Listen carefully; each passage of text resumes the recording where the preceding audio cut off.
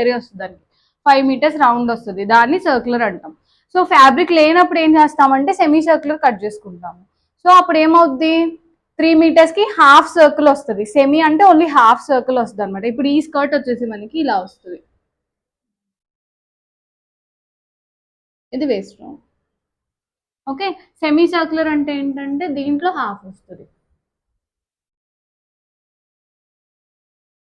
Flayer మొత్తం round, complete round ఈ full వస్తుంది, ఇదేమో హాఫే వస్తుంది. అంటే ఈ ఫ్లేయర్ ఉంటుంది కదా, మీరు ఇలా లిఫ్ట్ చేసినప్పుడు ఫ్లేయర్ తక్కువ వస్తుంది సెమీ సర్క్యులర్కి. సర్క్యులర్కి ఏంటంటే ఎక్కువ వస్తుంది అనమాట.